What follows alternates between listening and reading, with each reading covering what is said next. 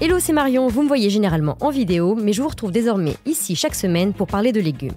Je vous donne mes meilleurs conseils et je vous partage mes recettes favorites.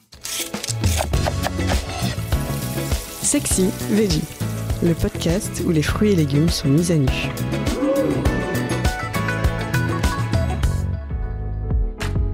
Les cèpes, on les veut tous à la poêle. Cru, rôti, envelouté, avec des pâtes, il est tout simplement irrésistible. Le cèpe, c'est vraiment le champignon que j'attends avec impatience chaque année. Malheureusement, il ne me reste plus beaucoup de temps pour en profiter. La cueillette se termine généralement fin octobre. Alors, pour les chanceux qui pourront s'aventurer en forêt ce week-end, ne ratez surtout pas l'occasion d'en récolter. Choisissez-les bien fermes et de préférence de petit calibre. La couleur doit être bien uniforme et le pied bombé. Et pour les autres, ruez-vous, enfin ruinez-vous chez votre primeur. Le cèpe est un produit de luxe, convoité par les fins gastronomes et on comprend pourquoi.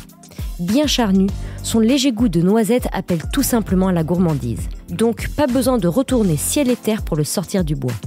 On l'aime juste grillé à la poêle avec de l'ail et du beurre. Less is more, comme disent les anglo-saxons. Mais attention, ce n'est pas parce que c'est simple qu'il faut faire n'importe quoi. Tout d'abord, il faut bien s'occuper de nettoyer ces petites bêtes et on ne doit jamais les passer sous l'eau. Alors, on enlève les impuretés du pied avec un couteau d'office ou un économe. Ensuite, on brosse délicatement les champignons avec un pinceau. Et enfin, on essuie les chapeaux avec un chiffon humide. Le plus dur est fait.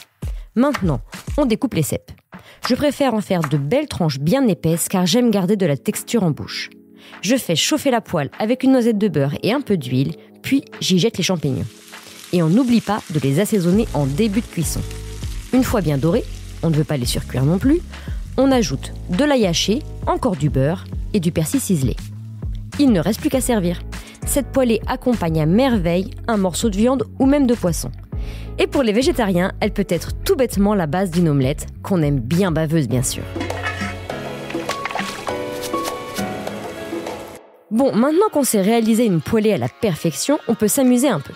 Alors je ne peux que vous recommander de refaire la recette Made in Sud-Ouest du chef Laurent Mariotte.